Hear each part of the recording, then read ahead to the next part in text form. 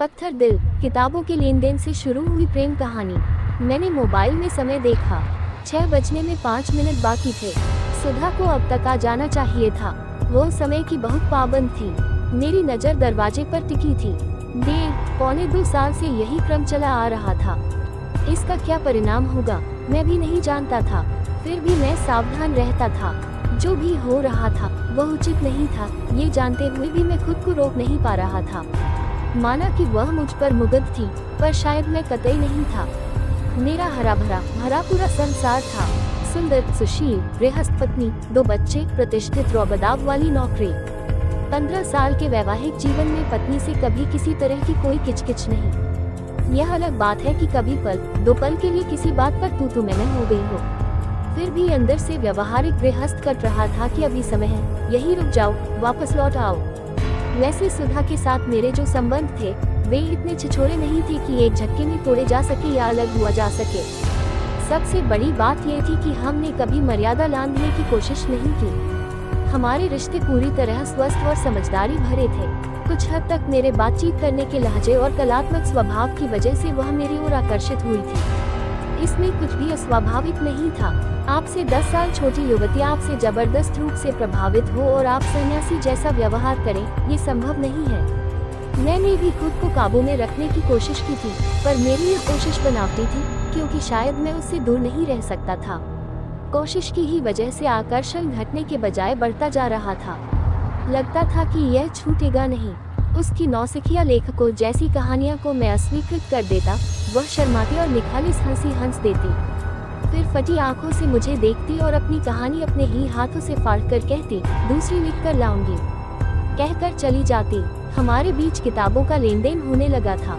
उसकी दी गई किताबें ज्यादातर मेरी पढ़ी होती थी। कुछ मुझे पढ़ने जैसी नहीं लगती थी, मैं उन्हें वापस कर देता था।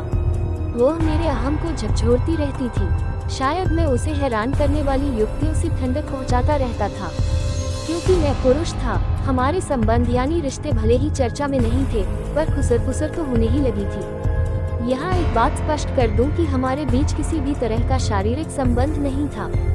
इस तरह के रिश्ते के बारे में हमने कभी सोचा भी नहीं था। सुधा से इस तरह की मैंने कभी अपेक्षा भी नहीं की थी। नहीं मेरा कोई इरादा था। उससे मेरा रिश्ता मानसिक स्तर का था। जिस तरह लोगों के बीच समान स्तर का होता है, उसी तरह मेरा और उसका बौद्धिक रिश्ता था। ऐसा शायद समाज के डर से था, पर मैं उसे रिश्ता तोड़ने से घबरा रहा था। हमारा समाज स्त्री पुरुष की दोस्ती को स्वस्थ नजरों से नहीं देखता, ये सत्य भी है, पर ये रिश्ते स्थूल थे, धरातल के थे। यह मान लेना चाहिए कि मेरे और सुधा के बीच रिश्ते पवित्र थे। उसके मन में मेरे प्रति जो आदर था, उसे मैं सस्ते में नहीं ले सकता था। इस बात पर मुझे जरा भी विश्वास नहीं था। कल शाम उसका फोन आया, सर कल शाम को 6 बजे मिल सकते हैं। मना करने का मन था, इसलिए मैंने पूछा, ऐसा क्या काम है? काम हो तभी मिल सकते हैं क्या सर? ऐसा तो नहीं है, पर ओके मिलते हैं बस, कहकर मैंने फोन रख दिया। मेरे फोन रखते ही पत्नी ने पूछा, कौन था? मैं कुछ जवाब दूं, उसके पहले ही बोली, सुधा ही होगी। हाँ, मिलना चाहती है, तुम नहीं मिलना चाहते? बेधड़क सवाल। पत्नी के इस सवाल का जवाब हाँ या न में नहीं दिया जा सकता था। मैंने कहा, डरता हूँ सुरेखा, वह भी मेरी तरह लेखक बनना चाहती है। स्त्री पुरुष का भेद किए बगैर मुझे उसकी मदद करनी चाहिए, पर वह स्त्री है और सुंदर भी, इसीलिए तुम उदार बन रहे हो न? अगर ऐसा है तो घमंडी कहलाओगे, कहकर पत्नी हंस पड़ी। 10वीं पास गांव की पत्नी का अलग ही रूप। मैंने उससे पूछा, क्या करूं? मिलने के लिए तो कह चुके हो, अब पूछ रहे हो? मैं उस अर्थ से नहीं पूछ रहा, मैं पूछ रहा हूँ कि उसके साथ के रिश्ते को कैसे रोकूं सुरेखा? मुझे मेरी नहीं, उसकी चिंता है। उसकी अभी नई शादी हुई है, वह मुझ पर मुग्ध है। उसकी यह मुग्धता उसके दाम्पत्य में आग लगा सकती है। I am really confused Surekha. वह बहुत ही प्यार करने वाली है।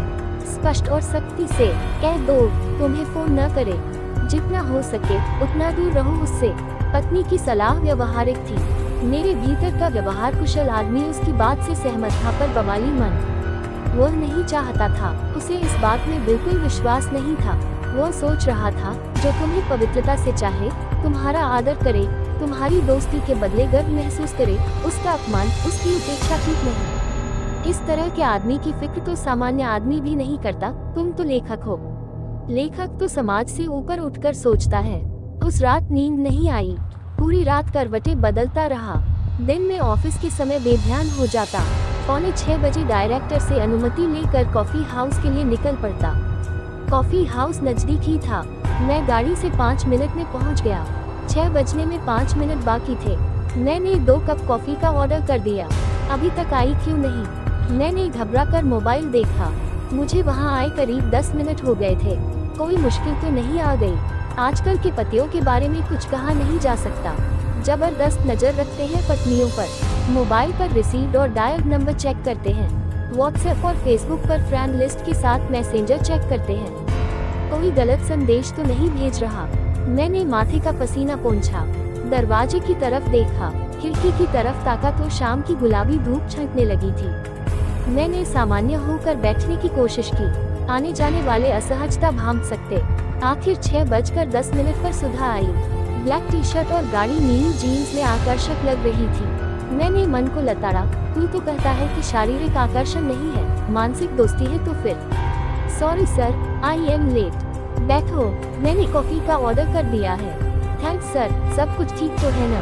पर ज्यादा समय तक नहीं रहेगा। वातावरण भारी हो उठा।